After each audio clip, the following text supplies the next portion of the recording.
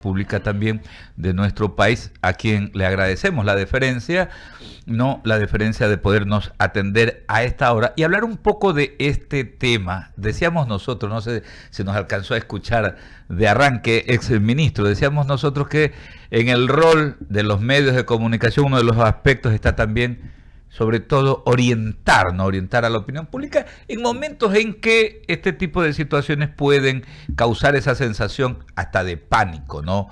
Básicamente, ¿cómo podemos conducir con la experiencia que usted tiene de haber estado pues en la cartera de Estado, pero de ser hombre de ciencia también, de academia, y estar pendiente siempre de los temas del país? Bienvenido, exministro.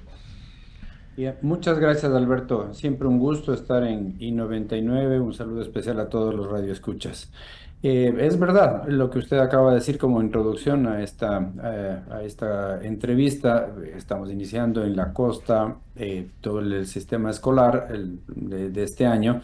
Y en la Sierra y Amazonía estamos en el tercer trimestre, estamos hablando del tercer trimestre, pero también hay cambios climáticos, es la época de verano en muchos de los sectores o cambios climáticos en muchos de los sectores del Ecuador, y esa es la razón por la cual se presentan estos casos. Ahora, sobre la tosferina, que se la puede, a propósito, escribir junta o separada como tos y ferina, es indispensable, es importantísimo que la gente se vacune con las guías que ha dado el Ministerio de Salud ya de cuáles son los sitios de vacunación que tienen que hacerse.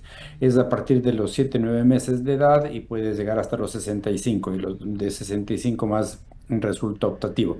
Esta es la primera mención. Y la tosferina se puede transmitir por vía oral, muy parecido a lo que habíamos nosotros visto con la enfermedad de COVID-19, con el SARS-CoV-2.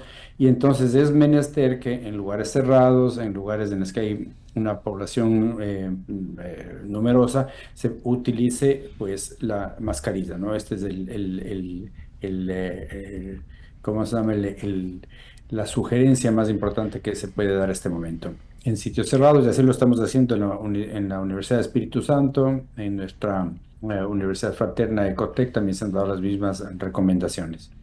Sí, eso veíamos también, ¿no? Comentábamos que son muchos, los niños, por ejemplo, salían hoy para los planteles educativos, quienes ya se iban incorporando a las clases, iban con su mascarilla, pero veíamos también, ¿no?, que personas adultas lo están adoptando también como una medida de prevención, lo cual está bien, ¿no? Me llama un poquito la atención, yo me imagino que van a modificar la decisión de en el transporte público municipal, en el sistema Metrovía, la mesa número 2 que se enfoca en el tema salud del COE cantonal de Guayaquil, habían indicado que al momento, o sea, como que no lo consideraban necesario en el sistema Metrovía. De pronto yo me imagino que van a ir paulatinamente modificando aquello, porque veíamos, ¿no?, en los centros comerciales que están un poco más abiertos y que no están pues tan atestadas las personas, veíamos que ya muchísimos adultos mayores, jóvenes,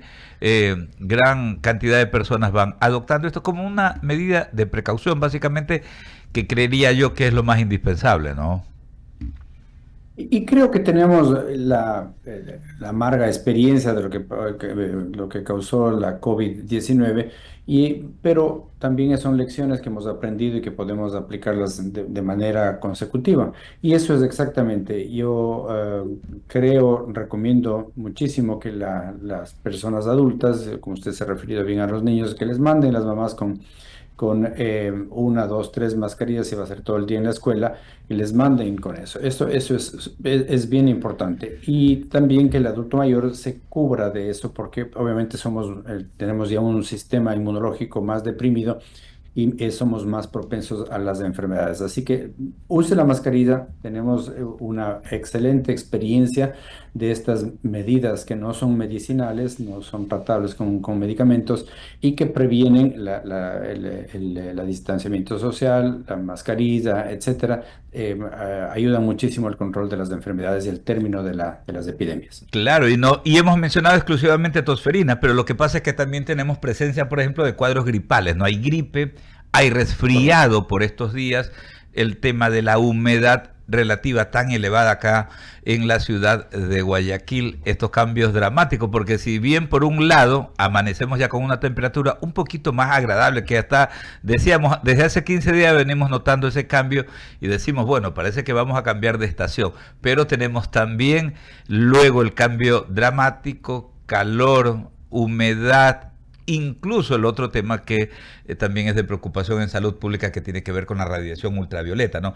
Pero en todo caso son varias características que se unen acá en una ciudad tropical como Guayaquil y en toda nuestra región litoral costa, ¿no? Correcto, y el reflejo, por ejemplo, de los casos de tosferina es eso, ¿no? Es Guayaquil, es Manabí, algunos casos también se han presentado en Pichincha. Lo que se ha cambiado estos días, por suerte, también es que ya no tenemos tanta lluvia aquí en la costa, aquí en Guayaquil, como tuvimos hace 10 días, 15 días. Pero en la sierra sigue lloviendo muchísimo, entonces todos estos cambios se hace, el ser humano se hace más susceptible a contraer lo que usted bien llama un resfriado común, la gripe, etcétera, que también no debe confundirse con la tosferina, ¿no? Y si hay casos graves de sangrado nasal, de fiebre alta, etcétera, pues acuda donde el médico, porque él es, o al centro de salud más cercano, porque eso es lo que se debe hacer. La idea es aprovechar la presencia del doctor Juan Carlos Ceballos, ex ministro de Salud Pública de nuestro país, docente y también pues hombre de ciencia, para justamente no ir orientando a nuestra directa audiencia, a nuestros seguidores, a quienes están siguiendo esta señal a través de nuestras plataformas digitales. Permítame, ex ministro Sebastián Díaz, continúa con otras interrogantes. Así es, buenas tardes. Gracias, Alberto. Buenas tardes, señor Buenas tardes. exministro. Quisiera que nos comente cuáles son los síntomas que pueden salir cuando una persona, digamos, pueda tener este tipo de enfermedad y cuáles son las precauciones necesarias a realizar una vez que tenga los síntomas.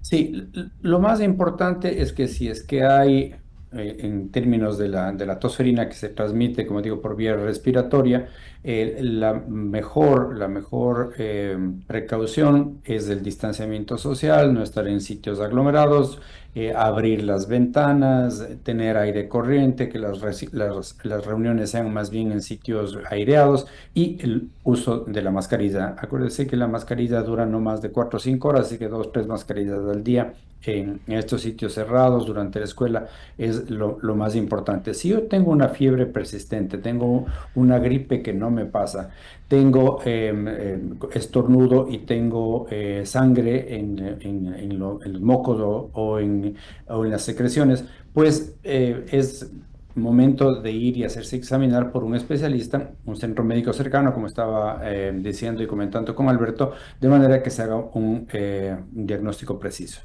Y nos pudiera comentar el proceso de vacunación, cuál es el periodo necesario y a qué edad deberían los padres vacunar a sus hijos. Está esto determinado en todos los carnets, existe desde el principio, en la tosferina se debe vacunar en la infancia y no existen las vacunaciones que se pueden repetir después, a no ser que haya una emergencia, como es en este caso. Entiendo que para la tosferina existen ya en este momento todas los centros de salud que da el Estado, tanto del Ministerio de Salud como las privadas y del IES, tienen la vacunación para los niños especialmente y hasta los 75, hasta los 65 años, perdón. Entonces, la vacunación, en este refuerzo de la vacunación es importante.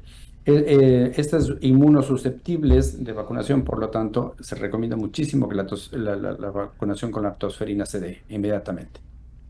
Ahora, exministro, quisiera que nos comente sobre la cobertura de la vacunación. Según los datos que aquí leo, la OMS recomienda el 90 al 95% de la población estar vacunada con este tipo de vacuna, pero en el Ecuador algunas provincias apenas bordeaban el 70% de la vacunación. ¿Qué ocurrió en ese tema? Porque debería hay un excedente, bueno, un déficit del 20% de personas que no están vacunadas con este tema.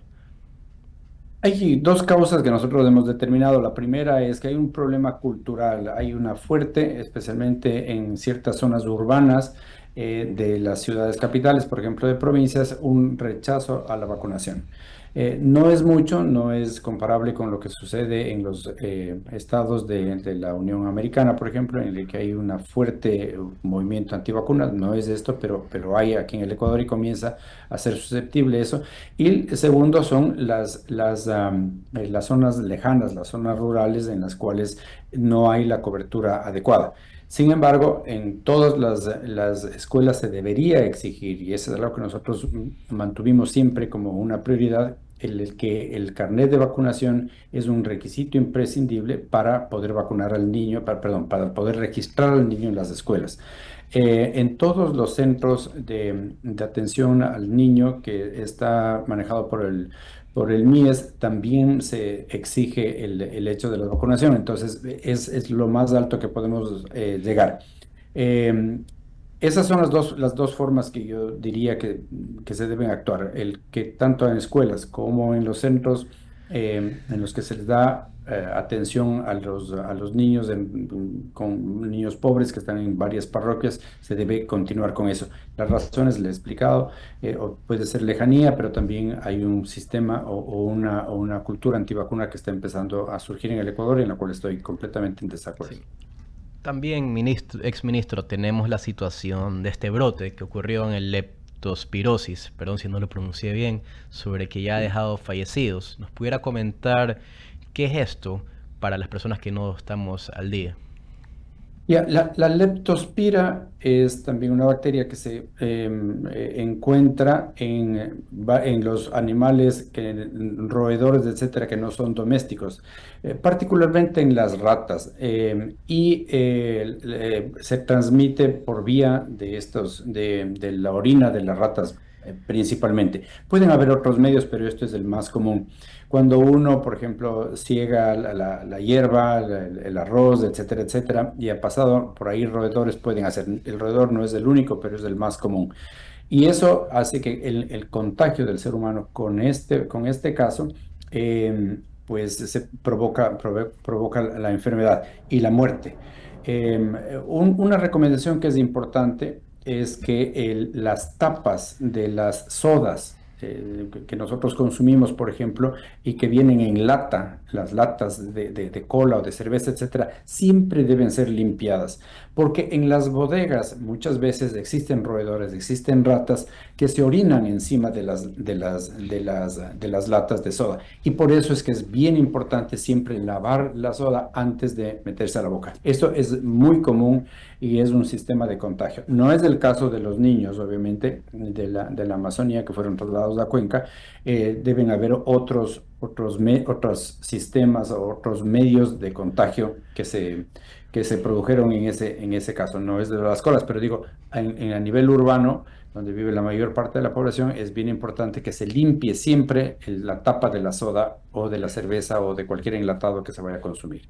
Así es. Y desde su experiencia y su expertise en esta área de salud, ¿cómo evalúa el accionar del gobierno nacional ante la situación de los diferentes brotes que despegan en el país? ¿Usted cree que se deberían de tomar medidas más fuertes con restricciones como en el pasado o quedarnos a esperar a ver qué ocurre con los expertos y cómo se va desenvolviendo la situación?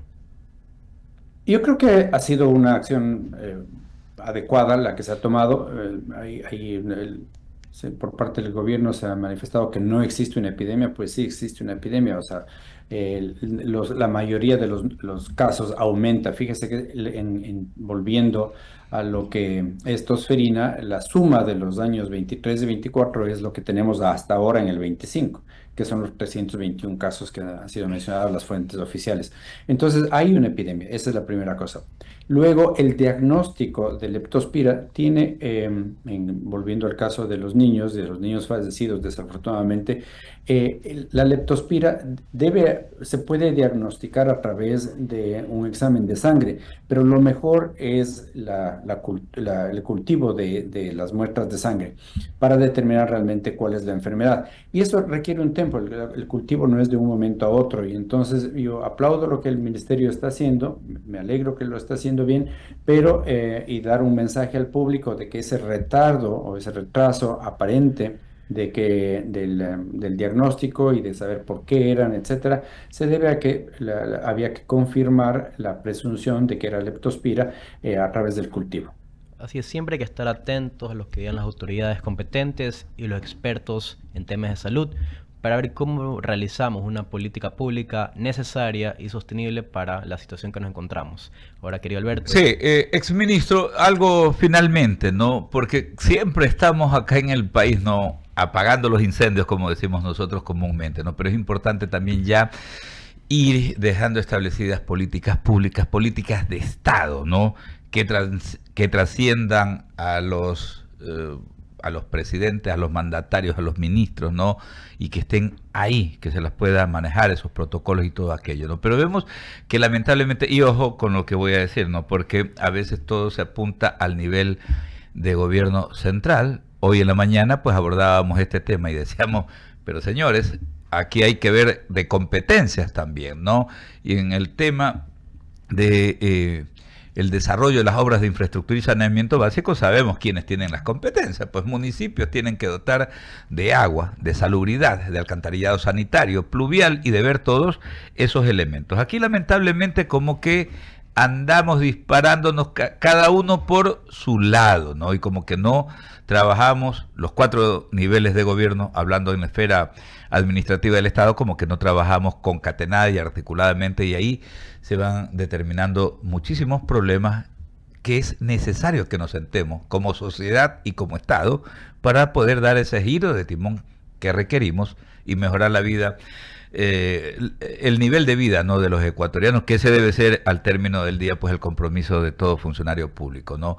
En esa medida, con la experiencia que usted tiene, con la visión como ex funcionario gubernamental, pero también como hombre de academia, ¿qué hacer para precisamente llegar a ese punto en el cual podamos ir poniéndonos de acuerdo en estos temas que son vitales, ¿no?, para evitar este tipo de situaciones futuras? Yo creo que debemos, comparto la idea de que al menos 3 sectores deben estar en permanente contacto. El uno es la parte académica, porque nosotros proveemos la ciencia, la evidencia detrás. Creo que es muy importante que la empresa privada participe de las acciones, porque también es un elemento muy importante e imprescindible para la toma de decisiones de lo que usted ha mencionado en términos de salud pública, en términos de institucionalidad. Y después viene el gobierno. Yo aplaudo que, por ejemplo, el señor alcalde de la ciudad de Guayaquil haya abierto la posibilidad de diálogo para la solución de problemas conjuntos que compete también al gobierno nacional. Entonces, esa es una medida que también espero que el gobierno nacional, que el presidente Noboa tome en términos de salud y de la resolución de los problemas. Yo creo que el tono ha cambiado antes y después de las elecciones, lo cual me alegra muchísimo. Pero debemos seguir estos sectores, del sector gubernamental, el sector privado y el sector académico, trabajando juntos como para ver las mejores soluciones a los problemas que aquejan a la sociedad. El tener diferentes posiciones y diferentes puntos de vista es plausible, es importante, pero se tienen que llegar a acuerdos. Y eso es lo que nosotros tenemos que hacer con el IES, con el Ministerio de Salud Pública, a través de la academia y a través de la empresa privada, como digo, que es importantísimo en términos de salud. Las acciones deben ser conjuntas, deben ser pensadas y deben ser el bienestar de la gente es lo que debe priorizarse. Por supuesto, ¿no? Y siempre priorizando. Tenemos pocos recursos. Siempre en la función pública va a haber pocos recursos. Eso ya lo sabemos. Pero hay que priorizar. Es que también eso es lo inadmisible, que a veces no tengamos que enterarnos que el concierto del reggaetonero ni sé cuánto costó tantos millones de dólares, pero esa población no tiene agua potable y menos alcantarillado. Entonces, ese tipo de cosas. Y lo hablo de manera general, no estoy apuntando a nadie en particular, sino que a mí sí me ha tocado ver a lo largo del país, lamentablemente, este tipo de situaciones, ¿no? Por eso digo, sí tenemos que poner la pausa como país, como Estado, como sociedad, e ir viendo estos retos que tenemos, ¿no? Y que precisamente, pues, yo creo que nos deben llevar, ¿no?, a sentarnos e ir buscando. Sobre todo estamos viviendo esta etapa, ¿no? Vamos el 14 de mayo a arrancar un nuevo periodo legislativo, el 24 un nuevo periodo de gobierno, y yo creo que es hora, ¿no? Es hora de poder los gremios GACS, la academia, como usted decía, la empresa privada, la sociedad civil. Hoy, yo decía hoy día, ¿no? Arrancamos el año lectivo escolar y esto no es solamente tarea de decir, no es que la responsabilidad es del director o directora de la escuela, del rector o de la rectora, del alcalde de la ciudad o del presidente de la república. Los padres también tienen que involucrarse en estos procesos y debemos hacer fuerza común, ¿no? Como sociedad para poder ir dando un giro de timón y en el caso de los niños, cuidándolos. Tenemos que cuidar ese bien preciado, ¿no? Y si me permite, Alberto, una cuestión más. Mire, hay un ejemplo que es bien importante y que lo estamos haciendo con Sumar Juntos. Sumar Juntos es una iniciativa del Banco Pichincha que nació hace tiempos y que ahora se concentra en todo, en proveer a parroquias distantes, parroquias rurales, de agua segura.